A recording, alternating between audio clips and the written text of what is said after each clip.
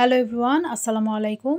আজকে আমি ভীষণ মজার এবং লোভনীয় একটি রেসিপি নিয়ে আপনাদের মাঝে হাজির হয়েছি। আজকে আমি করে দেখাবো ভুড়ি ভুনা। এটা কিন্তু ভীষণ মজার হয় খেতে। যারা পছন্দ করে থাকেন তাদের আশা করছি আজকের রেসিপিটি ভালো লাগবে। অনেকেই আছেন ভুড়ি কিন্তু ভীষণ পছন্দ করেন, আর যেহেতু কোরবানির ঈদ গেল, এখন সবার ফ্রিজেই ভুড়ি আছে। তো আমি কিভাবে ভুড়ি রান্না করি সেটাই আপনাদের সাথে শেয়ার করছি। এখানে আমি ভুড়ি আগে থেকে কেটে বেছে ধুয়ে পরিষ্কার করে নিয়েছি। ভুড়ি নিয়ে নিলাম পেঁয়াজ কুচি 1 কাপের মতো। এখানে গরম মশলা নিয়েছি, গোটা গরম মশলা, আর দিয়ে দিচ্ছি হলুদ গুঁড়া, স্বাদ মতো মরিচের গুঁড়া দিয়ে দিলাম এবং ধনিয়ার গুঁড়া দিয়ে দিচ্ছি। তো এখন আমি স্বাদ মতো লবণ দিয়ে দিলাম। তো মশলাগুলো সব কিছু অ্যাড করে এখন আমি হাতে খুব ভালো করে মাখিয়ে নিব।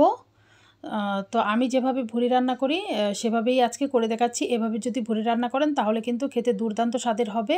তো আমি এখানে অল্প একটু পানি দিয়ে ভুড়িটাকে বসিয়ে দিয়েছিলাম। তো আদা রসুনটা দিয়ে দিলাম এ পর্যায়ে।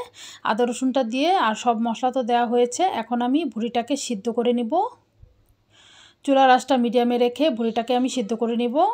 তো এই পানিতেই ভুড়িটা সিদ্ধ হয়ে যাবে। তো এই ভুড়ি ভুনা দিয়ে কিন্তু রুটি পরোটা খেতে ভীষণ মজা হয়। এছাড়াও গরম ভাতের সাথে এই ভুড়িটা কিন্তু খেতে দুর্দান্ত লাগে। তো আমি নেড়েচেড়ে এখন রান্না করে নিচ্ছি।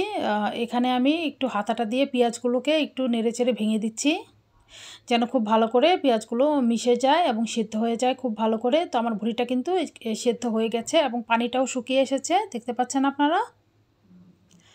এখন আমি একটা বাগার দিয়ে নিব। তো এখন প্যানে দিয়ে দিলাম পর্যাপ্ত পরিমাণে তেল।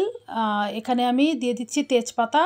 যেহেতু আগে থাকতেই গরম মশলা দেওয়া ছিল, তাই আমি এখানে আর গোটা গরম মশলা দিব না। তো এখানে পেঁয়াজ কুচি দিয়ে দিলাম সামান্য, আর এখানে আস্ত জিরা দিয়ে ফোড়ন দিয়ে দিলাম। পেঁয়াজটাকে হালকা একটু ভেজে নেব, বেশি ভাজবো না। যখন পেঁয়াজটা ভাজা হয়ে যাবে তখন আমি এ পর্যায়ে আগে থেকে সিদ্ধ করে রাখা ভুড়িটা অ্যাড করে দিলাম। এখন আমার কাজ হচ্ছে এই মশলার সাথে ভুড়িটাকে ভাজতে থাকবো আমি। তো ভুড়ি যত ভাজা হবে ততই কিন্তু এর টেস্টটা বেশি আসবে।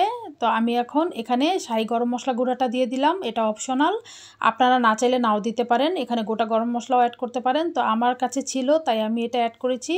আর শাহি গরম মশলা গুঁড়াটা অ্যাড করলে কিন্তু ভুড়ি ভুনাটা খেতে ভীষণ মজার হয়। আর এখন লাস্ট পর্যায়ে দিয়ে দিচ্ছি জিরা গুঁড়া। তো টেলে রাখা জিরা গুঁড়াটা দিলে ভুড়ির টেস্টটাই কিন্তু চেঞ্জ হয়ে যায়। এখানে আমি নেড়েচেড়ে এখন ভেজে নেব ভুড়িটাকে, একদম পানি পুরোপুরি শুকিয়ে নিব। পুরোপুরি পানিটা শুকিয়ে যাওয়া পর্যন্ত কিছুক্ষণ ডেকে রান্না করলাম। এখন নেড়েচেড়ে দিব। তো আমার ভুড়িটা হয়ে গেছে, ভাজা ভাজা হয়ে গেছে, দেখতে পাচ্ছেন তেলটা উপরে উঠে এসেছে। তো এভাবে করে ভুড়ি রান্না করে আপনারাও পরিবেশন করতে পারেন। তো আশা করছি আজকের রেসিপিটি আপনাদের কাছে ভালো লেগেছে।